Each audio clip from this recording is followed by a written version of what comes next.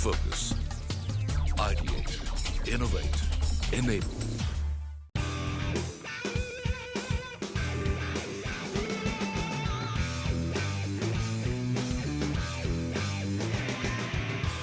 Today's CEOs are under tremendous pressure to deliver good numbers every quarter. If they fail to do so, the consequences are severe. Their company's stock will be mercilessly hammered in the stock markets. Perhaps this quarterly pressure or fear is making CEOs all over the world to find ways and means to grow their top line and bottom line in double quick time. And the fastest way many CEOs feel is the acquisition route if they are cash-rich companies. But in the case of cash-strapped companies, the option before the CEO is to exit some businesses so as to soup up the bottom line. So it was with the Austrian-based water treatment company WABAG. They wanted to sell their Indian operations to raise money for the main business. As they say, one man's fruit is another man's poison. So fruit it was for Rajiv Mittal, who was heading the Indian operation of WABAG. The moment Rajiv came to know that the parent company was looking for buyers, he decided to do a management buyout. Essentially, management buyout is the purchase of the business by existing management, usually in cooperation with outside financiers. The beauty of management buyout is that managers acquire an equity interest, sometimes controlling stake for modest personal investment. Rajiv Mittal very much falls into the conventional definition of MBO. For a little money, he has a controlling stake of a 1600 crore company. Take a look at WABAG story and you will know how an employee can become a very successful employer.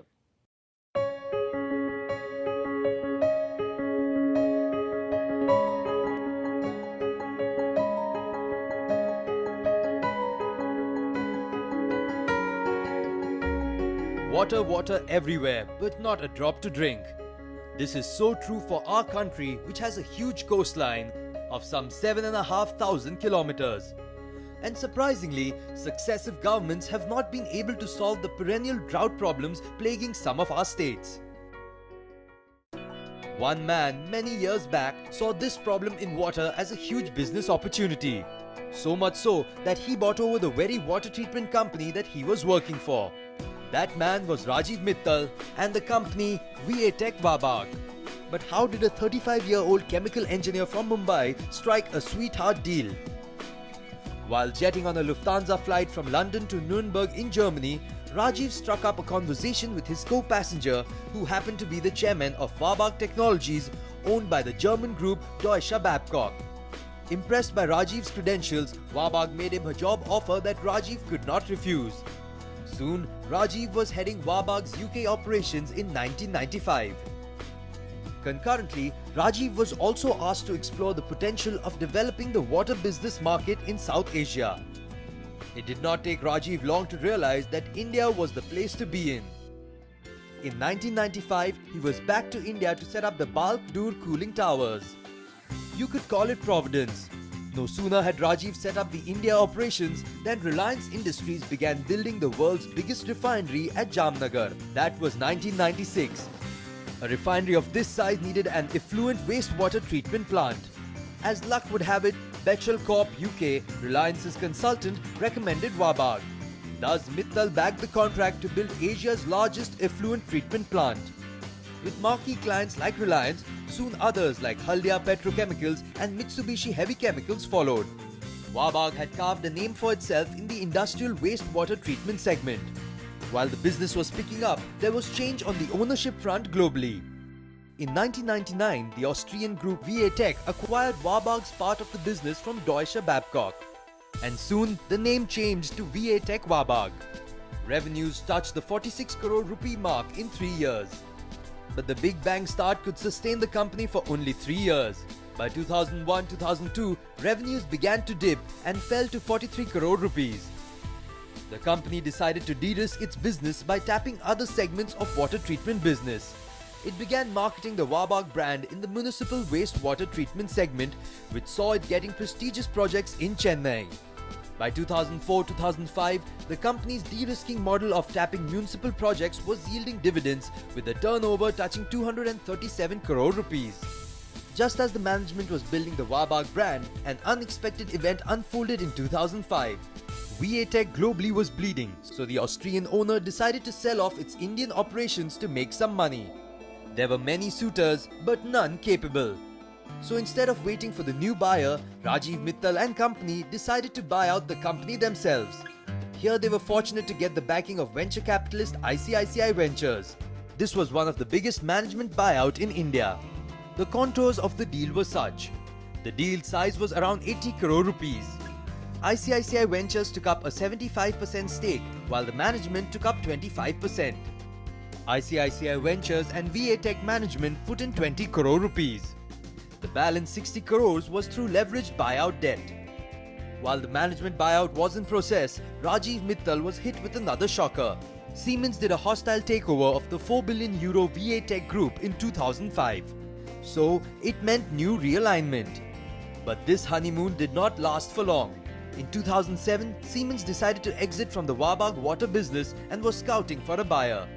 Seeing immense potential in water treatment and to end this uncertainty of changing ownerships globally, Rajiv Mittal pulled off a very big coup. He bought over the entire global WABAG business from Siemens.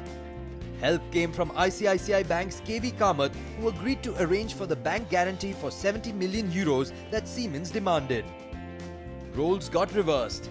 WABAG India became the parent company of WABAG subsidiaries across 20 countries, acquiring 150 odd patents and 3 R&D centers, the biggest one in Switzerland. From a MNC, it became an Indian MNC, with Rajiv Mittal holding 18% stake in the company and the other 3 co-directors a 13% stake. We kind of reverse acquired the S12 parent. It so happened that the person to whom I was reporting just had to reverse the kind of reporting relationship, and it was not easy for a European to take it that way. So this is how the whole thing started. Yes, we positioned in such a way that I am not trying to take over. We kind of reunify the WABAG, because WABAG was one before, it got fragmented because of the divestment, and now we are trying to reunify. So that was a message we gave to the people. But end of the day, people are people. So the cultural issues did crop up consistently. The company has tackled all these integration issues successfully and is today amongst the top 10 in the world in the water treatment business. VATech WABAG recorded a CAGR of 20% over the last 5 years, with consolidated revenues zooming from 739 crore rupees in 2007-2008 to 1,602 crore rupees in 2012-2013. Consolidated net profit moved from 80 crore rupees in 2007-2008 to 89.6 crore rupees in 2012-2013, while standalone net profit has moved from 1.8 crore rupees in 2007-2008 to 90 crore rupees in 2012-2013. It went public in 2010 to raise 125 crore rupees to part finance setting up of the corporate office and global IT systems.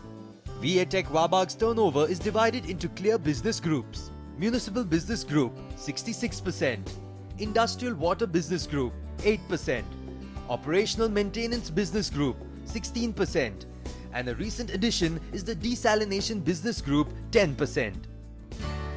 The company came into the limelight recently with Tamil Nadu Chief Minister Jayalalitha's big water project for Chennai, India's first desalination project. VATech WABAG has just completed the project to supply 100 million litres per day from Nemali on the coast near Mahabalipuram to Chennai Metro Water. This is also the largest contract in the field, worth 1,033 crore rupees.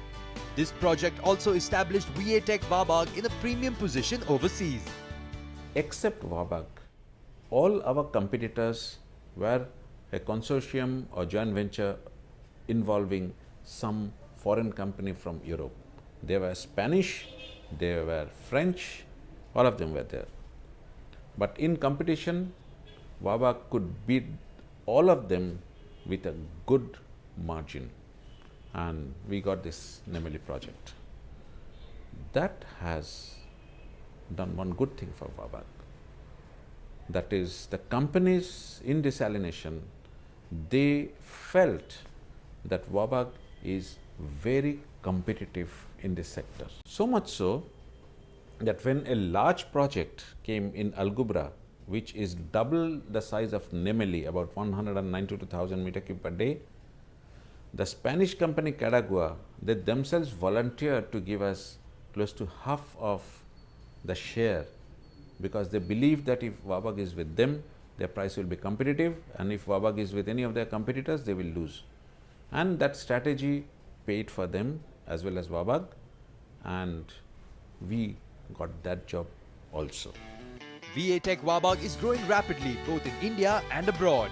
Its current order book stands at 5,024 crore rupees, with new orders of 740 crore rupees in Q1 of fiscal 2013-2014.